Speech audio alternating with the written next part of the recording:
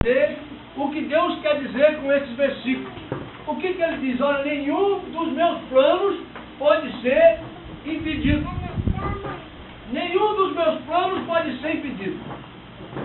Nenhum dos meus planos pode ser impedido.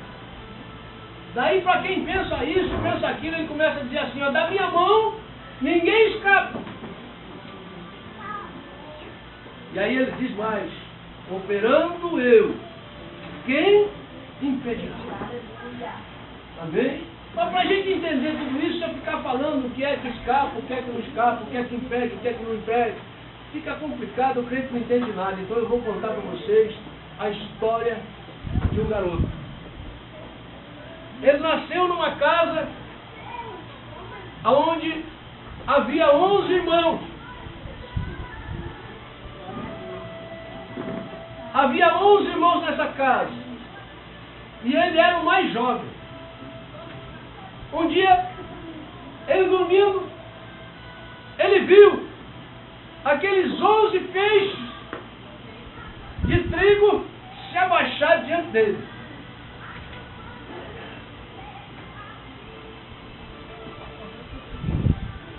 Quando ele viu aquilo, ele teve depois mais um irmão. E acabou completando 12. Nós estamos falando de José. Quando ele viu aquilo, falou para os irmãos dele, os irmãos ficaram todos ciumados. Tudo pensando assim, mas quem é esse que é maior do que eu? Que é maior do que nós? Quem é esse que é maior do que eu? Quem é esse que é maior do que nós? E quando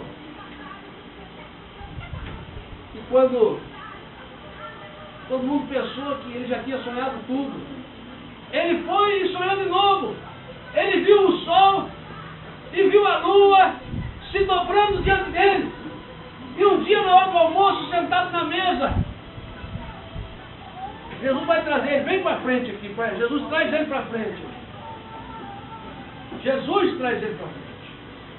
Deixa, porque eu pedi para Jesus que eu ia pregar e pregar com o mistério presente. Porque eu não sei se existe isso em outro lugar. Você já viu alguma outra igreja com alguém pregando e a pessoa do mistério? Quer tirar do mistério? Você tem poder, vem cá e tira. Escuta uma coisa. Quando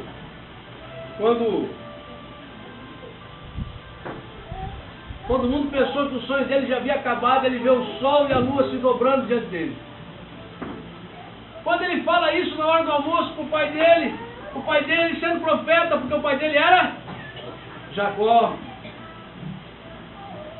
O pai dele sendo profeta começa a entender o sonho dele e diz assim, no meio da conversa, então quer dizer que eu e a tua mãe vamos ter que se dobrar diante de ti ainda.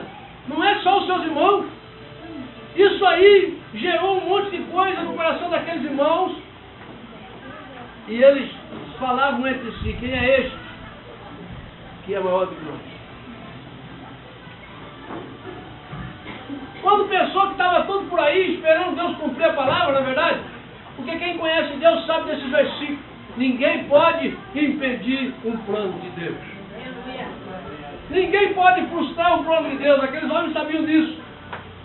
Mas eles disseram assim, olha, se ninguém pode, eu não sei, mas que nós vamos fazer tudo para atrapalhar, nós vamos. Você também tem uma promessa na vida. E esses que estão na tua volta, escuta, ali eram todos irmãos. Esses que estão pertinho de você, ele diz assim, ó, pode ter plano, mas que nós vamos atrapalhar tudo, nós vamos. Às vezes é o teu pastor, às vezes é um irmão da igreja, às vezes é um problema na sua casa, às vezes é um maridão bonito, né? Aquela coisa fofa que você tem lá na sua casa, que só serve para atrapalhar o plano de Deus na sua vida. Às vezes, irmão, é 2, 3 filhos que não endireitam de jeito nenhum, né? Que está precisando passar pela vara de Jeová, e você fica lá, não, Jeová, abençoa ele, coitadinho. Né? Então veja bem uma coisa. O problema é que o mundo todo quer conseguir impedir um plano de Deus. E principalmente na sua vida e na minha vida. Mas escuta uma coisa aqui, entenda bem o que eu vou dizer para você. Entenda bem o que eu vou dizer para você. Ninguém pode impedir. Aqueles homens se reuniram, pegaram José e venderam ele como escravo. Queriam matar ele, mas Deus disse assim, vocês estão fazendo até aí, matar não vai não. E aí não sabe o que aconteceu? Deus entrou com a providência. Com quem? Com o mercador de escravos. Vamos vender ele para o Egito. Venderam ele para o Egito. Chegando no Egito, ele foi vendido. Amém? Para Potifar. Potifar já era um senhor que tinha lá uma fama no Egito. Já tinha alguma coisa, mas não sabia organizar bem, e principalmente a prosperidade não habitava a casa dele. Se nota que a maldição não habitava na casa dele, porque a mulher dele não respeitava ele. Ou você acha que foi só para José? Aí o que acontece? Quando ele vê aquele escravo, ele compra aquele escravo, não sabe nem por quê. Mas eu sei por quê, porque Deus mandou que fosse comprado aquele escravo. Levou para a casa dele, foi lá e começou a falar: não, esse escravo tem alguma coisa diferente. Esse escravo é especial, nem parece escravo. Começou a ver que José, tudo que José tocava, se multiplicava. Tudo que José fazia, prosperava. O que é que ele fez? Eu não faço mais nada, faz você no meu lugar. E José assim, foi tomando conta da casa toda. Quando José tinha a casa de Potifar inteirinha nas mãos, talvez ele possa ter pensado: agora chegou a hora, Deus está me abençoando. Ele achou que já era a hora da bênção. Por que ele achou que já era da hora da bênção? Porque Potifar conhecia o faraó. E Potifar podia muito bem apresentar ele para o faraó. E aí o que acontece? Os planos de Deus iam começar a dar certo. Ali era um caminho que estava bem direcionado. Mas José tinha um inimigo. Como você tem um inimigo, como eu tenho um inimigo. E esse inimigo se chama Satanás. E Satanás viu tudo isso, sabe o que Satanás fez? Foi na orelha da mulher de José e falou assim: olha, presta atenção no que está acontecendo na tua casa.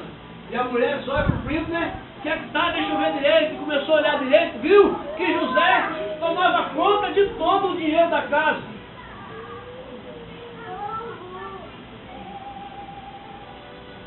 Tomava conta de todo o dinheiro da casa. Aí o que ela fez? Começou a pensar: peraí, Potifar já não está mais com nada na mão. Se José der o golpe em Potifar, eu fico sem nada. Então o que eu vou fazer? Vou trocar de marido. Já começou a cair em cima de José. Mas isso foi um plano de Satanás para impedir que José chegasse muito rápido aonde Deus queria, que era o palácio. E assim José é preso e levado para a prisão, acusado de seduzir a mulher do seu senhor. Levou para a prisão. Talvez você possa hoje estar na mesma posição de José naquele momento, se sentindo aprisionado. Mas Paulo diz assim: eu estou preso, mas a palavra do Senhor não está presa. Eu posso ter sido abandonado, não tem ninguém junto comigo. Eu prego para aqueles que Jesus traz aqui. Mas a palavra do Senhor não está presa, não está sozinha, não está abandonada. Ela entra no coração de cada um e vai fazendo a obra, e não há quem possa impedir, porque operando Deus, ninguém impede. Glória a Deus. Quando chega lá na prisão, era facinho de qualquer um de nós, né? Olha, estava pertinho do palácio. Potifar já estava no palácio, porque ele ficou rico e foi morar perto do faraó. E olha eu aqui, ó, que fiz ele ficar rico, que tudo prosperou na minha mão, me roubaram tudo. Na verdade, eu fui parar para onde? Eu fui parar na cadeia, estou aqui na prisão. Sabe o que eu vou fazer? Eu vou parar de falar desse Deus. Não, José não fez nada disso. José continuou pregando a palavra de Deus. Mas pastor, como é que o senhor garante isso? É claro, quando foi preso o padeiro e o copeiro, e os dois estavam dentro da prisão, tiveram visão. E aí o que acontece? Quem é que é profeta? Quem é que pode ver o que aconteceu com essas visões? Quem é que pode falar alguma coisa para esses dois homens que estão presos aqui? Quem é que pode? José, o servo do Deus Altíssimo. Por quê? Porque ele nunca parou de falar de Jesus. Talvez você tenha parado de falar de Jesus. Se você parou de falar de Jesus, não espere a sua bênção, espere o problema. Mas se você continua perseverando na presença de Deus, não importa os problemas, a tua vitória é garantida.